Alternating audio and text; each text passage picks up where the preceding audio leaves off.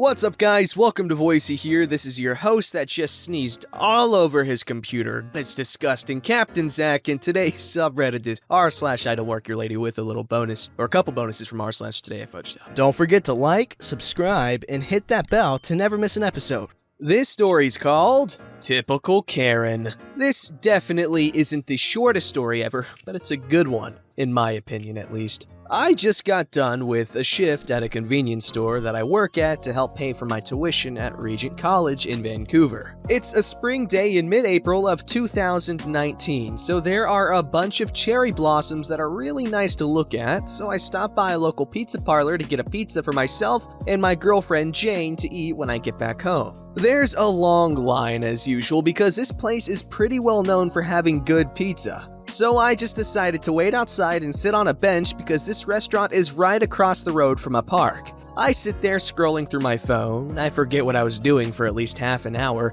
until my girlfriend asks when I'm coming home because she wants to know if we would still have time to go visit some friends afterwards. I tell her over the phone that I'm getting pizza from insert pizza parlor name here, and she's ecstatic because it's that time of the month and she's been craving some pizza lately. So I walk into the pizza parlor and wait for another 15 to 20 minutes in line when I get to the front, and the woman behind the counter, who knows me as I'm a regular, and her and Jane are close friends, says that it'll take a while due to them being flooded with orders. I understood because I worked in a popular restaurant when I was like 17, and I know how crazy it can get at times. So I nod my head and go back to the bench and wait again for another 20 or so minutes until I go back inside. The place has calmed down a bit now and there's only a few customers left. I go in, place my order, and I go back to the bench because the woman behind the counter, who will now be known as woman behind the counter, tells me it'll take another 15 minutes or so until my pizzas are ready. I still haven't gotten back to my apartment yet, so I'm still in my work uniform from the convenience store. The place I work at is relatively chill with what you wear. You just always need to wear black pants or shorts. Conveniently, the pizza parlor also makes their employees wear black pants. It's just they need to wear a black polo shirt that has the company logo on the sleeve. Remember this for later. Another 5 or so minutes go by, and this woman, who will now be known as Karen, comes up to me. She looks to be about 1.75 meters tall. That's like just under 5'9" in the correct units. She's wearing a jean jacket over a burgundy dress with black yoga pants, and she has the typical dirty blonde short cut that every Karen has. She stares me down for about 10 seconds before she makes a comically loud ahem. I look up and reply, "Is there anything?" She cuts me off. Yeah, I just wanted to say that insert establishment came here has done a bad job at serving me and my child. As she points to a stroller with what's an infant inside. Yes, an infant. I just look up, confused because I didn't understand what she meant. And why are you sitting out here on your phone while you're supposed to be working? She says in a snarky voice. I realize what she means and I reply with, "I'm sorry, I don't work at establishment name." And the Karen looks at me and just out of the blue asks, "Oh, you're one of those gay freaks, aren't you?" Now, I personally have nothing against homosexuality or anything of that sort. One of my closest friends is gay, but I'm personally heterosexual. I'm sorry, what? Don't I'm sorry what me, mister?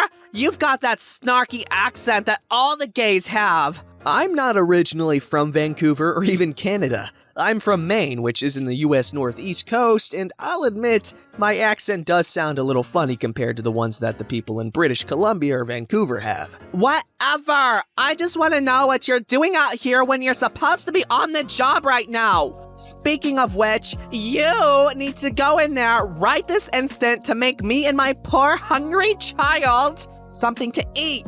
To that, I reply with, 1. Infants aren't supposed to be eating pizza. 2. I'm not homosexual. And 3. I've already told you, I do not work at establishment name. Quit, you're lying! I know that you work at establishment name because of your uniform. Now, please go in there and make me and my son something to eat, please.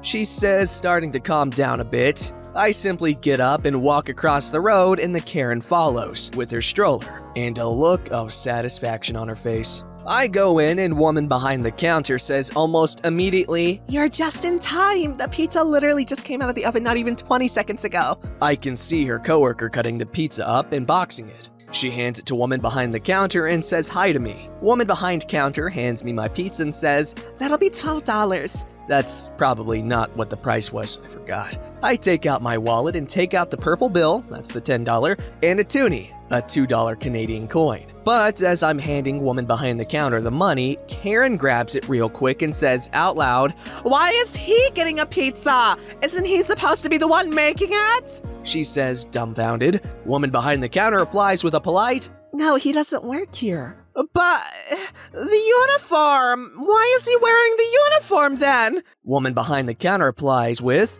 "If he worked at establishment name, then he would be wearing the company logo on a black shirt like me and the other workers." As she points to the logo on her shirt. Karen, still not getting the idea, asks to see the manager. So that woman behind the counter smirks, does a 360-degree spin, and says, "Hi, I'm the manager of establishment name. Is there an issue I can help you with?" The Karen's face turns a bright red before throwing my money on the ground and stomps off and unloads her baby into her car and speeds off. Woman behind the counter smirks and says, "Trust me, this isn't my first time." That's what she said. I go to give her the money and she simply shakes her head and says, "This one's on us," while giving me some garlic knots and marinara sauce. As I'm walking out the door, she hands me a brownie in a little presentation box and says, "Here, for Jane." And I get into my car and drive back home. Once I'm home, I tell Jane about the whole ordeal, she laughs it off, and we leave the apartment to go see some friends for the rest of the night. First off, we gotta talk about good pizza. So when I went to New York, it was my first time going there as an adult, so I had full freedom to do whatever the hell I wanted, with permission from my aunt. So anyways, we were just doing our thing, walking around Manhattan, and I saw Joe's Pizza from Spider-Man 2. I went in, bought a slice of pizza and a Coke for like $6, I think. And it was pretty baller. It was pretty good pizza. And then we went to this local family-run Italian joint, and they had really good pizza as well, and a really good meatball roll thing. It was really good, holy crap. And then on the corner of Canal and West Broadway, there's this little pizza store. It's called 99-cent Pizza. All right, so you get a slice of pizza for $1 or 99 cents. Okay, or you can get a whole 18-inch pie for $8. It's insanely cheap, especially for New York. Like, holy crap. And let me tell you, that's like top 5 best pizza I've ever had. Blows Joe's out of the water. It's just a very generic looking store, okay? I walked out of there with 2 slices of pizza and 2 cans of drinks for me and my cousin. $4. The service was insanely fast and the pizza was insanely good. Okay, try it if you're in New York. Also, regarding the story in specific, I think it's cute. I like it when people buy things for their peeps. It's nice and wholesome, and I appreciate it all. I challenge y'all, to those that aren't financially broken by the quarantine, to go buy something for your peeps, your significant other is what people call it. It's a nice thing to do. This story's called, Are You Deaf?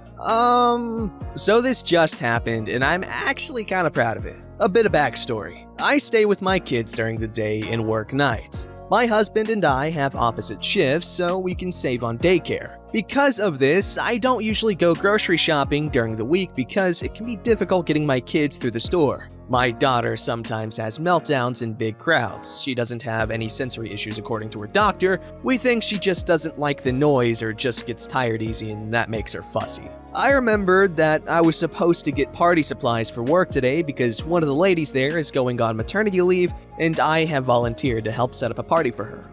So off to the store, we all go and everything goes surprisingly well. I'm getting ready to check out at the self-scanner when it happens. I feel a tap on my shoulder followed by the "excuse me" that we all know and dread. So I turn around. My mistake. Despite the tone she used, the lady seemed relatively normal. No Karen haircut. Until she started talking. "Excuse me? This won't scan." I look around and she is definitely talking to me. Now, I would normally help even if someone is rude because why not? However, her tone and pitch was harsh enough that my daughter started clinging to my arm. My son just doesn't care. "Excuse me? Hello? A little help? I'm just focused on my daughter, rubbing her back because I feel her start to freak out. How this lady thought I could help is beyond me. I don't work there and was dressed like I literally rolled out of bed. Fortunately, the self-checkout attendant shows up and asks what the problem is. This won't scan, and this person, Gesturing vaguely in my direction, is no help. lady turns back to me while the attendant tries to ring up the item for her. You are so rude. Are you deaf or something? At this point, I still hadn't said a word to her, and the idea hit me. Like a freaking beautiful rainbow wrapped in lightning. I'm not deaf, but me and my kids are learning ASL, or American Sign Language. I just started learning it so I can ask basic questions and sign the Baby Shark song. Don't ask, my kids love it. Smiling the biggest freaking smile I could manage, I start signing. It makes no sense. I'm basically just saying, "How are you? Do you want food? What is your name?" I know a little sign, Baby Shark song.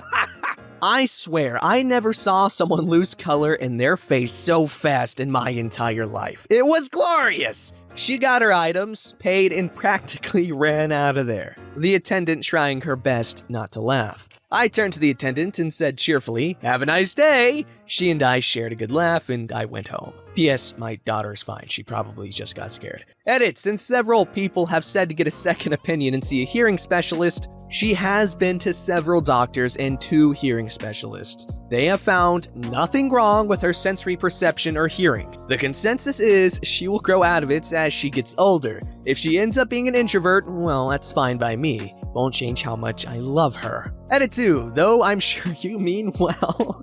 Please stop suggesting my daughter might be autistic, on the spectrum, have ADHD or other issues, and please stop suggesting we test her for insert name of issue here. Frankly, even if she had an issue, which every doctor we have seen over the last 2 years has resolutely said that she does not, I would never breach her privacy by discussing the specifics online, by discussing plausible medical issues with an online stranger who does not know her or has never met her. Yeah, that's the thing with Reddit. Everyone thinks they know everything. They might have a blog's post worth of knowledge on the issue, and they're going to argue with someone who's got like 40 PhDs on various things within a specific category. Like, it's more beneficial to you and everyone around you to admit when you're out of your league so that you know that you can learn stuff, like, still, and people don't take your stupid falsehoods, things, words with false in them, as fact. Anyways, as I was saying, you should probably get her checked out.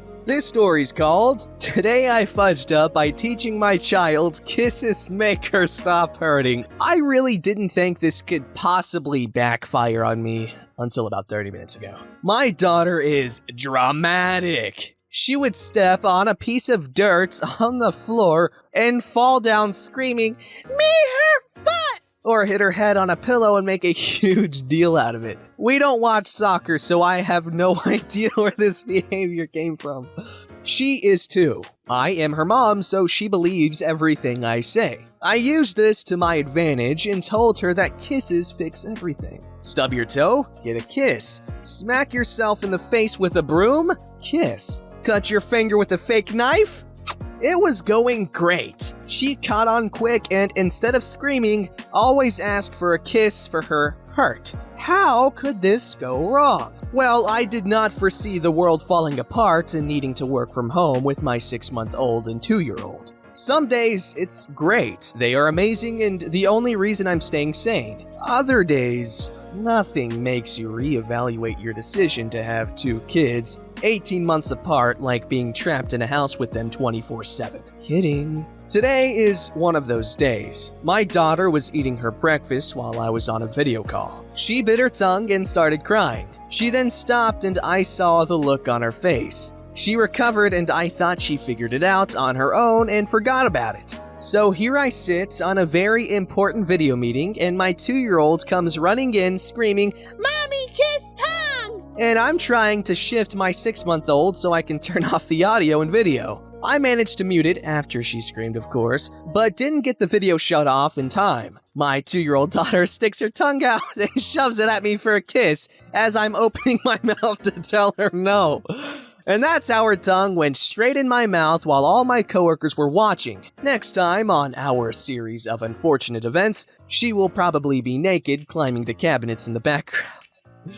It's funny. And it's funny because French kissing your 2-year-old is frowned upon in most societies and cultures and things of that sort. And now would be the right time to say that your daughter should really watch her tongue. This story's called Today I Fudged Up by Panic Buying 40 Packs of the Hottest Instant Ramen on the Planet without actually reading the description. 10 days ago, my younger sister started developing a cough. Understanding I'd now need to shut myself in for at least 2 weeks, I set about getting a few supplies. Near enough everything was completely sold out online. However, I managed to find an Amazon listing for 40 packs of ramen. Couldn't believe my luck. All were sold out bar the spicy chicken flavor. Not a problem, I like a bit of spice. Without reading the ad, I purchased immediately using the Buy Now button, thinking I'd found the listing just in time. It arrived a few days later and I eagerly grabbed a pack. I noticed it read 2 times spicy on the front. No worries, as a Brit, hot gutty and a pint is pretty much a weekly occurrence from birth. I excitedly cook my first batch, pouring the included sauce on it. I notice it's blood red, thick, and viscous. Might want to call a doctor about that. Once mixed in though, it looks okay. The noodles smell great. Oniony, chickeny, tomato-like smell right up my street. I took my first mouthful and messily slurped up the nudes, getting the sauce all over my lips. It tasted pretty. Oh my god, what the pain! It was immediately screaming hot, intense heat within 2 seconds flat. I coughed, inhaling some of the oily sauce and having it stick to the back of my throat, making me cough more and more. I ran for the milk, which offered me only temporary relief. I suffered through and finished the bowl. By the end, I was crying, sweating, pouring out from my nose, and had turned a lovely shade of red. I had a Google of the brand, and it turned out these are the hottest ramen available on the market. A limited nuclear fire edition released with double the spice of their already extremely spicy fire ramen. Just the originals are so hot that it becomes a trend online to film yourself attempt to eat a single pack. I now have 39 more packs of the twice as hot kind to get through. I refuse to let these go to waste. I'm 5 packs in so far. Each pack literally makes me cry. I sincerely regret buying. Let this be a lesson for anyone. Just shop normally and read things before buying them. Don't be a twat like me. P.S. My sister had a common cold, nothing to worry about. Edit, the noodles are Samyang 2 times spicy fire chicken ramen. Alternatively, Google world's spiciest ramen. Edit 2, please get out of my DMs. I will not send nudes. Wow, apparently saying as a Brit I can handle spice makes about as much sense as saying as a fish I can handle dry land. Apologies for triggering the spice lords. Yeah, I was about to say something in the... I still am, actually. Edit 4, so you're saying ketchup isn't spicy. I have started to piss streams of fire, genuinely painful burning sensation up through the inside and tip of my wingly wangler. Who'd have thought that was a thing? Well, first, buddy, let me tell you something. I tried the very ramen you're talking about when I was surprised in New York. I'm so annoying. And honestly, I was very disappointed in the amount of spice. It looked and did smell very, very delicious, but it just wasn't that spicy, man. And it always weirds me out how curry is like a staple in England. Wasn't it like their national food or something? That's so weird. If you want actual really fire spicy noodles, I can actually make very, very spicy noodles. I make them with these Indian, Pakistani, I'm not sure which ones they are, instant noodles called Maggi noodles, I guess. And I can make some really bomb spicy noodles with those. Don't forget to like, subscribe, and hit that bell to never miss an episode.